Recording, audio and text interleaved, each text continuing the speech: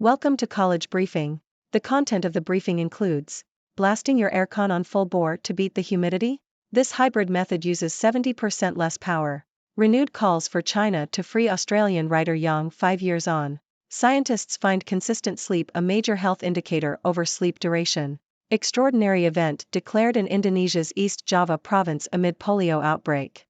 Thousands of people have been affected by a jump in credential stuffing attacks. Here's how to tell if you're affected. Blasting your aircon on full bore to beat the humidity? This hybrid method uses 70% less power. ABC.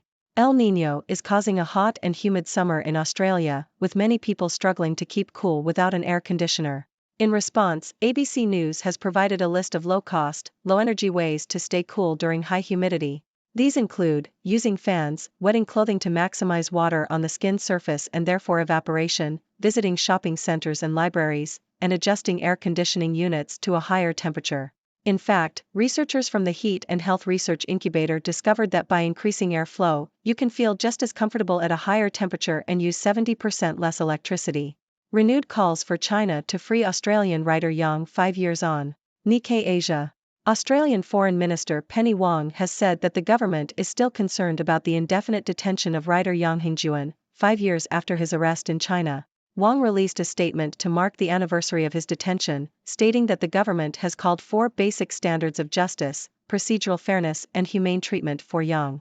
His doctoral supervisor, Fong Chong-yi, called on the Australian government to step up its efforts to secure his release, stating that Yang's life is in danger. Yang was detained in 2019 on charges of espionage.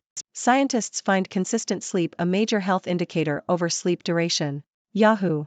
A new study published in the scientific journal Sleep has found that sleep consistency is a stronger predictor of mortality risk than sleep duration. The research, carried out by scientists from Harvard University and Monash University in Melbourne, Australia, followed the sleep habits of 60,000 people to explore the link between premature mortality and sleep patterns. The study found that those who had the most regular sleep patterns had up to a 40% lower risk of death by any cause. Although sleep duration is still important for maintaining good health, the study suggests that consistency is a key factor in reducing mortality risks. Extraordinary event declared in Indonesia's East Java province amid polio outbreak. ABC. Indonesia has launched a mass immunization campaign after 11 cases of polio were detected in East Java, a disease the country was declared free from a decade ago. The cases were found on the East Java island of Madura, leading health officials to declare polio an extraordinary event in the province. While polio has been mostly eradicated globally, a few dozen cases have been reported in Afghanistan, Pakistan and across Africa in recent years. COVID-19 has disrupted vaccination rates in the country, leading to an increased risk of the disease spreading. Thousands of people have been affected by a jump in credential stuffing attacks. Here's how to tell if you're affected. ABC. A fresh wave of cyber attacks in Australia has exploited the reuse of passwords across multiple websites. The practice, known as credential stuffing, relies on hackers obtaining stolen login credentials from one website and then attempting to use them to gain access to other sites. The technique is possible because many people use the same email address and password combination for multiple online accounts. Once a hacker is able to log in, they can access the account and change the login details without the account holder or website being aware. In some cases, hackers have been able to place fraudulent orders worth hundreds or thousands of dollars using saved payment details. Protection against this type of attack includes using strong, unique passwords for each account, regularly monitoring accounts for suspicious activity, using multi-factor authentication, and not storing payment details. Williams scores 21 to lead Drexel to 78-74 victory over Monmouth. Associated Press. Drexel defeated Monmouth with a final score of 78-74. Amari Williams led the Dragons with 21 points and 11 rebounds, while Mate Okras scored 17 points and made all 12 of his free throws. Xander Rice led Monmouth with 27 points. Ohio State to hire former Texans head coach Bill O'Brien as offensive coordinator, AP source says. Associated Press. Ohio State is reportedly hiring former Houston Texans and Penn State head coach Bill O'Brien as its offensive coordinator. The move would allow current head coach Ryan Day to potentially hand off play-calling responsibilities. O'Brien, who has experience at both the college and NFL level, spent 7 seasons as the Texans coach and also coached at Penn State. Last season, Ohio State ranked 25th in the country in yards per play, their worst showing since 2016. O'Brien will have plenty to work with at Ohio State, as the team has brought in several transfers and will retain key offensive players. Kashmir's rare snowless winter sets off alarm bells. BBC. The absence of snowfall in Kashmir this winter is having a disastrous impact on the region's economy, which relies heavily on tourism. The tourism sector contributes 7% to Jammu and Kashmir's GDP. The decline in tourists is hurting local businesses, many of which rely on tourism in the winter months to survive. Additionally, the snowless winter will affect farming and water supply, as scanty snowfall will not replenish groundwater reserves adequately. Environmentalists attribute the lack of snowfall to climate change, which has caused extreme weather events and prolonged dry spells in the region. Giants announced Dusty Baker is returning to the team as a special advisor to baseball operations. Yahoo! Former Major League Baseball (MLB) manager Dusty Baker will return to the San Francisco Giants as a special advisor to baseball operations. The 74-year-old retired last season after 26 years as a manager in the MLB, and said he still had more to offer a team, hoping to take on an advisory role. Baker managed the Giants from 1993 to 2002 and then worked as an advisor to CEO Larry Baer in 2018 and 2019. He is still beloved in the Bay Area and could well be making his final baseball stop, with a potential place in the Hall of Fame in the offing. Friday's time schedule. Associated Press. The article provides a schedule of various sports events taking place on January 19. These include NBA games between teams such as Philadelphia and Orlando, San Antonio and Charlotte, and Brooklyn and LA Lakers. There are also NHL games featuring teams like Detroit and Carolina, and Minnesota and Florida. Additionally, there are men's and women's college basketball games involving teams like Wisconsin, Indiana, Colorado, UCLA, and Stanford. Ofsted sorry for its role in Ruth Perry's suicide. BBC. Ofsted has issued a full apology for its role in the suicide of a head teacher, Ruth Perry, who killed herself while waiting for an inspection report in January 2023. Following the coroner's Prevention of Future Deaths notice, Ofsted has promised a review of how it handled safeguarding concerns and training for inspectors. The Department for Education has also pledged to make changes and work with Ofsted on this issue. Since Perry's suicide, schools deemed inadequate on safeguarding alone are now re-inspected within 3 months, and Ofsted has changed its confidentiality rules to allow for the sharing of inspection outcomes. How often should we be having sex with our partners? The Independent. Comedian Katherine Ryan has revealed that she and her husband have scheduled sex twice a month, while actor Jane Seymour wrote in a recent essay that she is having the most passionate sex of her life. The idea of scheduling sex can be a turn-off, but research has shown that there is no ideal frequency for couples in a long-term relationship. A 2015 study found that those who had sex once a week were the happiest, while a 2019 study found that around half of those in serious relationships in the UK do not have sex once a week. A therapist said that couples should be happy with the amount of sex they are having and that quality, not quantity, is important. Another expert said that a good sex life usually leads to a good relationship, but having a great relationship does not always lead to a great sex life. Badgers offer 4-star athlete from New Jersey. Yahoo! Wisconsin has offered Jordan Thomas, a 4-star athlete from Oradell, New Jersey.